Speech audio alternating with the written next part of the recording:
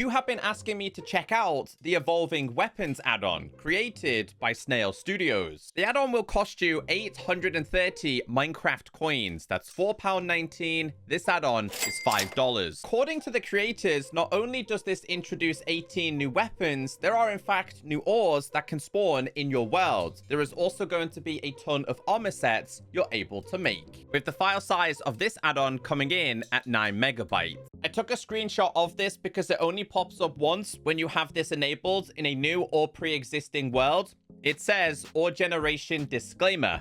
Enabling ore gen will place the ores in your map as you explore your world.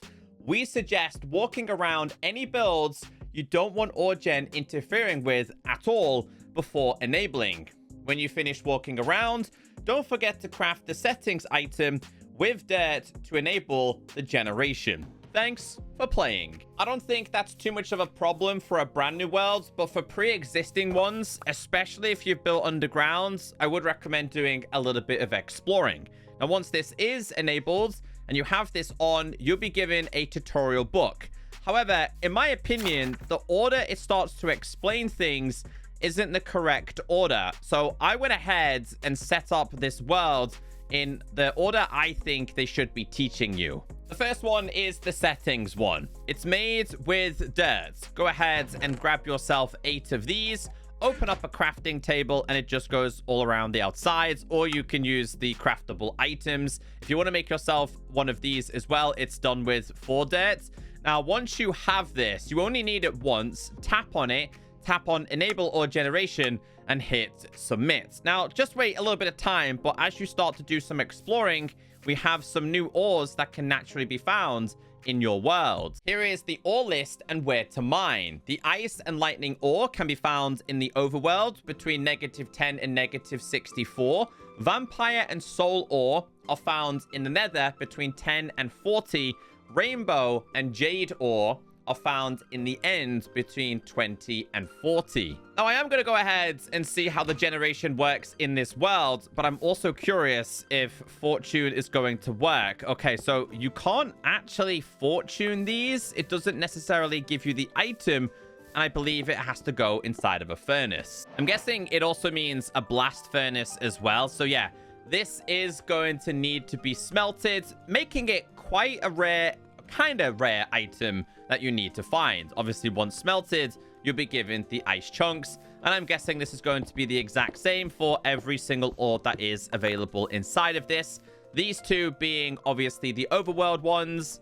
The lightning ore, yes, they do work the exact same. I take that back. Soul ore actually can drop an item, but unfortunately, fortune is not applied.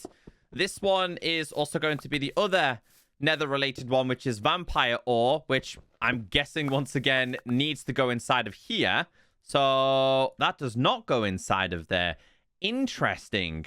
How do we get this one then? I've tried everything with this one. I tried to break it with my hands. I tried to put this inside of a regular furnace, and I still cannot figure out how this one is then condensed down into an actual material. I have no idea how to obtain the item, and the guidebook also doesn't explain it, but I will go ahead and mine these ones. So these are going to be your end related ores. This one takes a little bit of time to mine, but all of these will actually drop items. So this one has actually eluded me. In terms of how common the ores are, they're actually not that easy to find. I did find a clump here. I did find some more clumped down there, some over there, and also over here.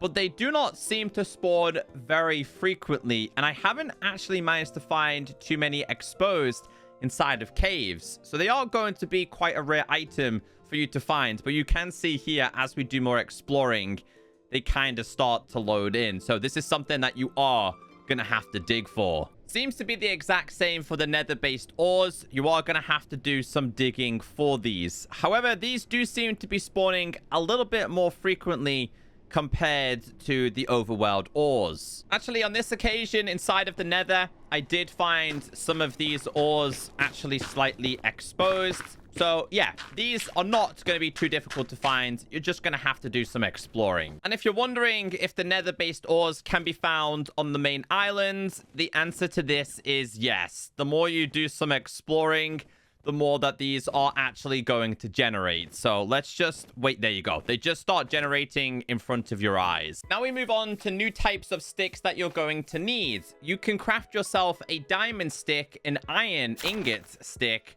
but also going to be a netherite stick. It says use these sticks in the provided recipes. These sticks are for the weapons. So that's kind of how the upgrading process works. So if we grab 3 diamonds, 3 iron, 3 netherite scraps, open up the crafting table, we're able to make the diamond one, we're able to make the iron one, and we're able to make the netherite one. Obviously, iron being the weakest, then diamond, then of course, netherite. The guidebook starts to teach us how to make a diamond ice sword. However, this is slightly confusing because you cannot make this until you've made this. Like I said, the guide didn't do a good job of explaining how things work. So once you do have yourself an iron stick, 2 of these chunks, which are available in the overworld, you can make yourself this, which is going to be the iron ice sword. Now, this can then be upgraded into the diamond version, but you're going to need a couple more things for this. So you then have to grab yourself a diamond stick. We already have the iron sword, but still grab yourself a chunk. Now, right now, you can see here that this only does an attack of 6. The attacking animations, I'll be honest, they're not perfect. They're definitely not my favorites. Again, I really can't wait until these kind of add-ons do have better attack animations. Anyway, you can then upgrade this to the diamond version, which is basically what we've just done. You can also grab the netherite ones and then make yourself the netherite version. This has an attack of 8. Meanwhile, this has an attack of 9. Now, all of the higher and stronger related attacks have special abilities, but they do come with some kind of cooldown. So this one, oh, how do I miss? How did I miss him then? Okay, let's wait. 3, 2, 1. Let's try again. It's not killing him. Anyway, they are relatively strong, to be fair. I'll go ahead and try it against a pillager here. There you go. It did damage. Oh, he's more interested in that because it's an entity. Aha. Anyway, biggest question is, can they be upgraded? Let's go ahead, get ourselves some XP. We have ourselves some lapis. Let's put this in here. And yes, you are able to enchant these. But that's a terrible one. Okay, let's try this one more time and see what this one would offer. Okay, so you can get smites. Now, you are able to repair these. So let's say this is slightly broken, right? You can repair this using the chunks.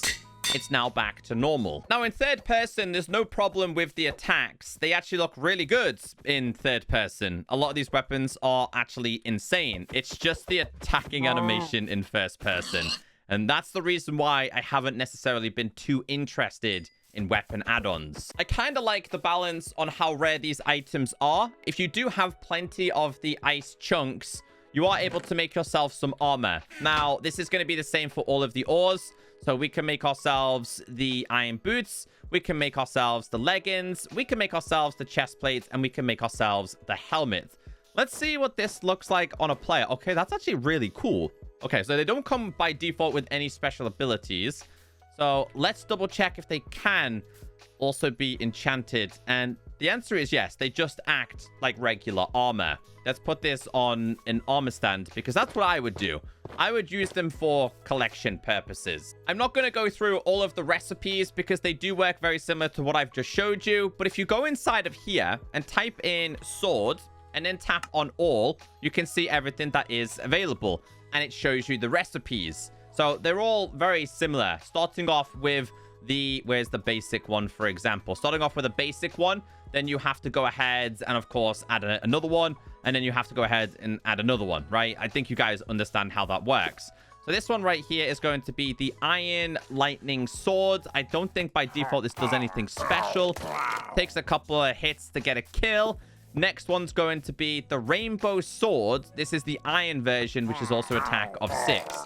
So the basic ones are pretty much used as a stepping stone. This is going to be the Iron Sword Soul. And again, same. It's just going to be 6. Now we start to move into the more interesting ones, which are a little bit stronger. Diamond Soul Sword.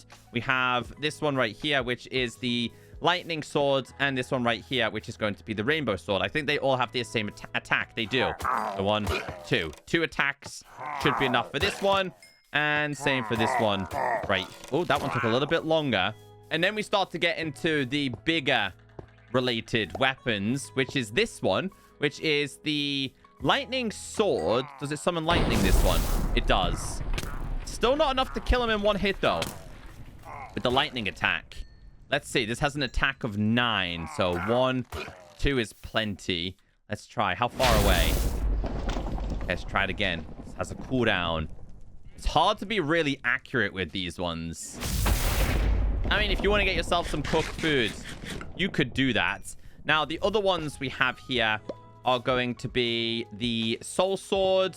And we have this one, which is going to be the Rainbow one. So this one I kind of liked, but you have to be patient with this one. This one's actually really, really cool.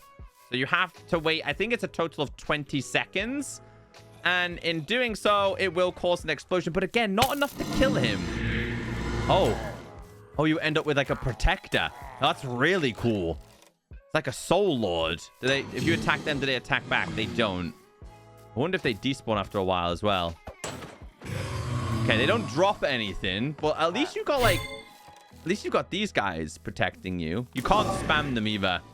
You cannot spam them. Maybe axes are more your thing. I do like the models of these. This is the vampire axe. This one is the diamond version.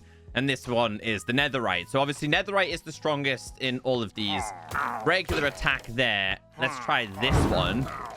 So, oh, that's finally we have an attack that's going to like kill him in 1. Let's wait for this to cool down here. Chase me. 3, 2, 1. That's enough to kill him. Yeah, so finally we have something strong enough. Dude, these things are absolutely huge. Let's try the diamond one. 2 hits. Let's try the iron one. And that's going to be 3. Maybe swords and axes aren't your thing. We then have the hammers. This is the iron, diamond, and netherite jade hammer. So if we go ahead and 1-shot you, 2 shots there. This one has... Ooh, okay. Let's try this one. Hold on. What's the cooldown on this? 3, 2. Let's try this one. Go again. 3, 2, 1. It kind of raises them in the air. But not enough, in my opinion. Now, well, all I'm going to say... I don't know where he's going. All I'll say with this is that I don't think the netherite abilities, other than the previous one we just checked out with the axe, actually does enough damage. Considering they're quite difficult to obtain, I feel like they could have done with a slight buff. So there's going to be 5 more extra armor sets you're able to make. I'm going to speed this up and just show you them. As for the design in terms of making them, they are just the same as your vanilla recipes. Credit to the creators. I think they did do a really good job on the designs of these armors. Let me know in the comment section which one is your favorite. Final opinions. As we mentioned, some of these weapons do certainly need to be buffed considering how expensive they are. It's not a bad add-on. I do hope that they can fix the attacking animation in the future, and I would love to see more content introduced. Again, apologies for having no idea how to get that specific ore. I do think the guide needs to be slightly improved because you can't also crouch and go to the previous page. It always goes to the next one. Anyway, it's not for me, but I would still give this a 3 out of 5.